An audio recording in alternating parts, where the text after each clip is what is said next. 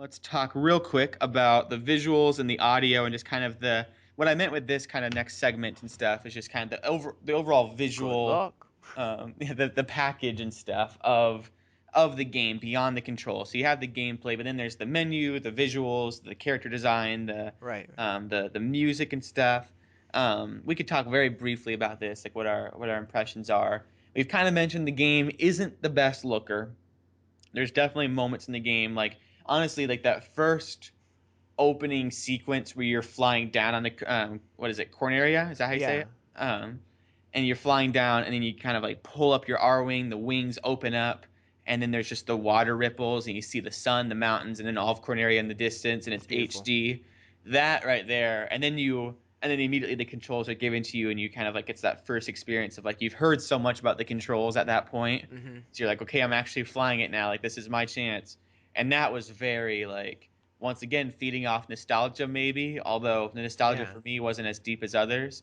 I was like, whoa, this is cool. And Well, it's just like, hurry to Corneria. And it's just like, this is epic. Like, phase one, let's yeah, go. true. Yeah, well, and the whole nostalgia factor to it, you saying that it's not much for you. I still feel like even because I wasn't playing a ton of Star Fox either on the 64 and stuff, we weren't like super into it. I remember we did play it and stuff, Yeah. not a ton, but just the overall the N64 we did experience a ton of overall just visually and aesthetically. We know that era, we know Yeah. SNES era very well too, and we know GameCube era very well. Just all those classic Nintendo eras, and I feel like it nails in a lot of ways those feelings Oh, of yeah, that. And definitely. like in some of the, it's kind of an interesting dilemma where it's like, yeah, in a lot of ways it's not the best looker, but in the other ways it's like that's part of it makes it charming in a little bit Yeah, of it's a like the way. best It's looking like N64 game I've ever seen. Like, it's yeah, like, yeah, definitely.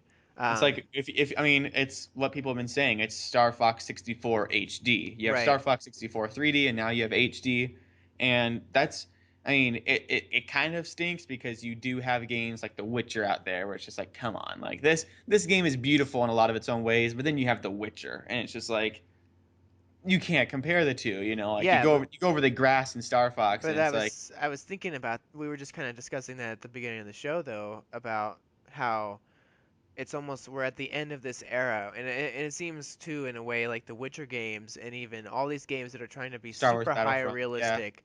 And Star Wars Battlefront is almost an exception, especially when it's like super modded out on a high end yeah. PC. But some of these hyper realistic games that they're trying to come out with almost seem like we're on a transition, and some of them are getting pretty insane, pretty really good. Well, Um, I haven't really watched much of Uncharted 4 because I'm kind of on media blackout with that. yeah, But what I've seen of like just even the those latest Game guys, Informer had a yeah, picture of it, and I was just like, is this a picture of real life? Like, they're on what is another level. happening? But even some of those things, it seems like some of it's trying to a little too hard to imitate reality. And we're almost to the end of this era, and it seems a lot of people are begging Nintendo to move on from it. And with the NX, in a lot of ways, I think that they're gonna have the power to really push their graphics a lot further. And I was even thinking in many ways, I wonder how much this game is pushing the Wii U's limits and all of that. Yeah, Um, so it's an interesting thing just about how it's kind of the both ends of how, I think yeah, in a lot of ways it's a negative, in some ways it's also kind of a charm, positive aspect to it.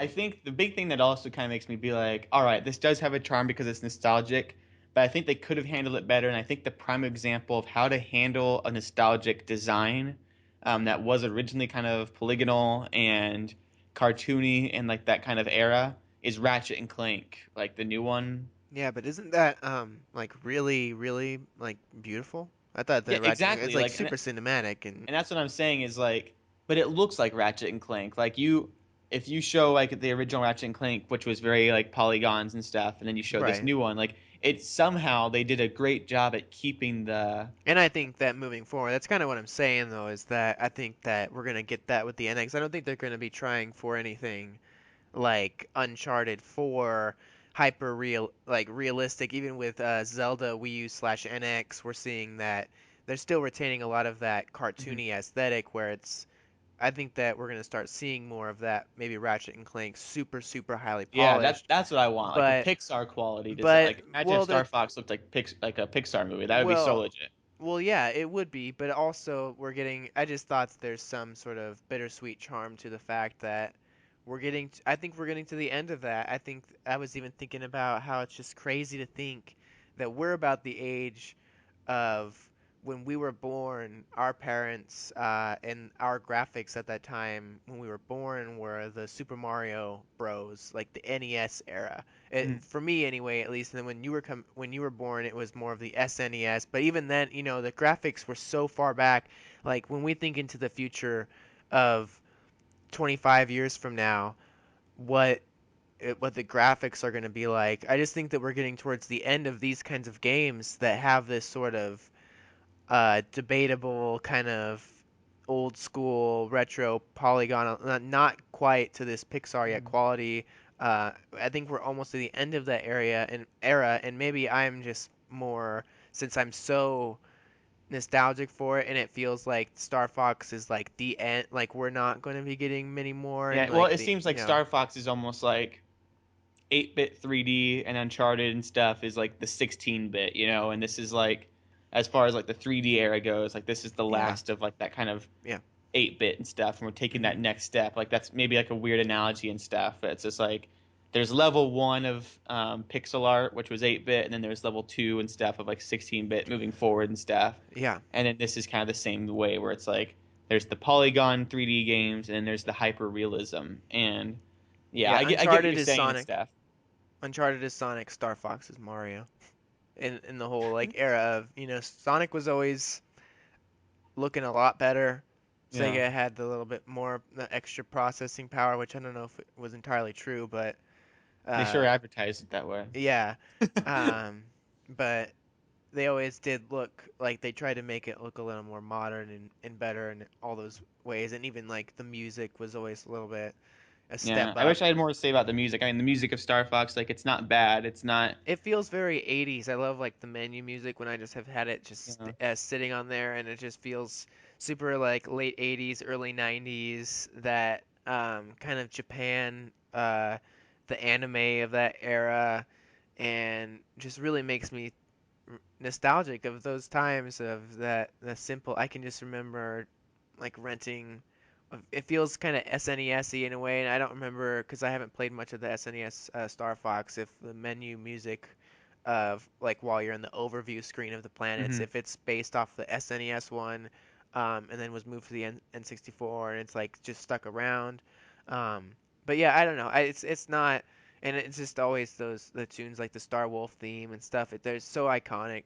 Some of the songs are just timeless, and um, that's always it's Star Fox. It's kind of Hmm. the iconic themes I I loved hearing the B recognize, bomb sound. but I don't know if yeah, you've used that, but it's just like it's more nostalgic for me for Smash Bros. Like I like hear the B bomb and I think of just like that yeah, that totally, that, me that too. terror, like the Yeah, terrifying feeling of like the B bomb hitting you in Smash Bros. And um or I did the Fox Amiibo, so it's like the classic pew pews. I actually didn't like that too much. The Walker assault vehicle in the SNES style looks and sounds so weird and so bad looking. But I mean, it's nostalgic for some, but for me, I'm like, ugh, no.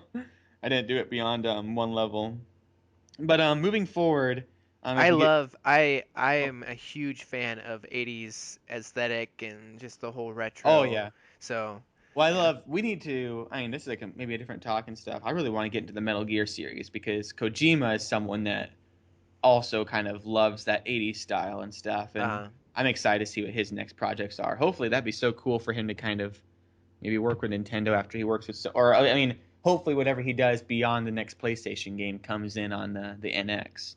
yeah, that'd be Uh, really cool. I'm super excited to see what he goes on to do because even his clothing line is all like 80s inspired and Yeah. 1984 and stuff is a big year and all that Bowie inspiration.